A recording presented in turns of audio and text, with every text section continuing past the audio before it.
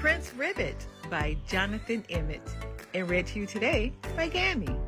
The princess and the frog prince got married and lived happily ever after, read Princess Arabella, closing the book with a satisfied sigh. Princess Lucinda frowned.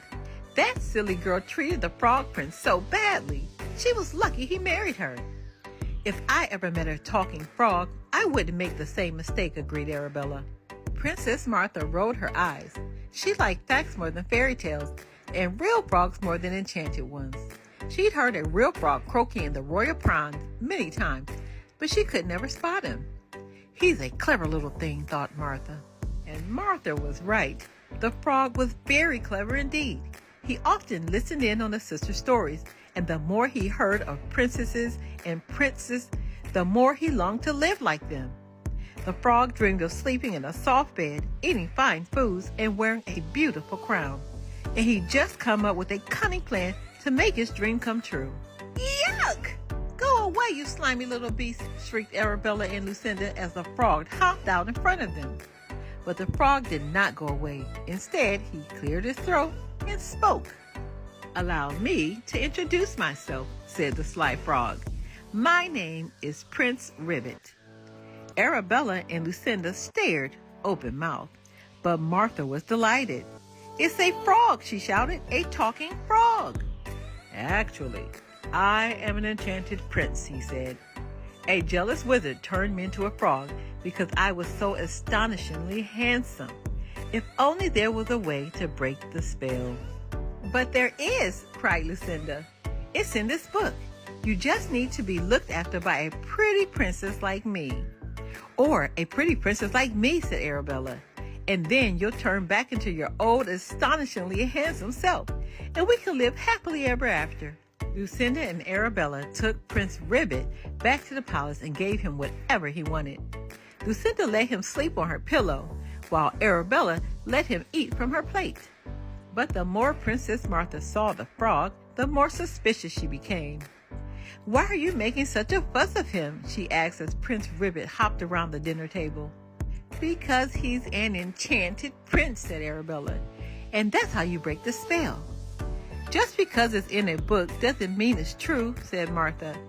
And with that, she went to the royal library to look up the truth about frogs. A mother frog lays eggs, she explained to her sisters.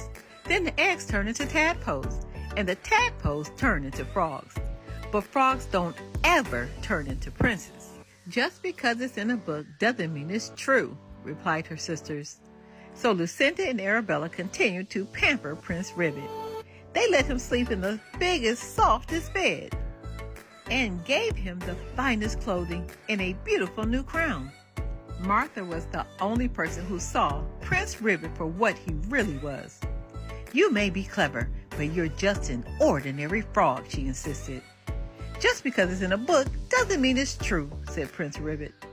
This is hopeless, thought Martha. My sisters will never believe me, no matter how many books of facts I show them. But I suppose I'm just as stubborn. I've never read their storybooks. Perhaps maybe I should. So Martha gathered a big pile of fairy tales and began to read. She was surprised to find that while the stories might not be true, they were often funny, exciting, and inspiring. And after Martha had read them all, she knew exactly what to do with Prince Ribbit. If you're really an enchanted prince, why hasn't the spell been broken yet? Martha asked Prince Ribbit the next morning. Prince Ribbit shifted uneasily in his little golden throne and adjusted his little golden crown. Perhaps it's because I've not been treated well enough, he suggested. You seem very well treated to me, said Martha. I think it's time to try something different. What's the one thing that will always break the evil spell? True love's kiss, cried Arabella and Lucinda. Me first, said Arabella, planting a big wet smacker on Prince Ribbit's clammy cheek. You don't love him as much as I do, said Princess Lucinda, snatching the frog from her sister and squashing his face in a passionate smooch. But no matter how many kisses they gave him, Prince Ribbit remained very much a frog. And, in the end, both princesses realized that this was all that he'd ever been and all he'd ever be. I suppose I should go back to my pond, sighed the frog. taking off his beautiful crown. But he looked so sad that Martha couldn't help feeling sorry for him. "Please don't go," she said. "Any animal smart enough to fool my sisters would be so fun to have around. And while I might not want a handsome prince as a husband, I'd love to have a clever frog as a friend." She picked up the frog and gave him a gentle kiss. The instant Martha kissed him, a huge puff of smoke appeared and the frog turned into a handsome young prince. In fact, he was so handsome that Martha decided that she did want to marry him after all. So she fell into his arms and they lived happily ever after.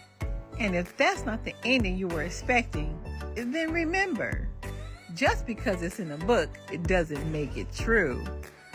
The end. We have so much more to learn. Be blessed.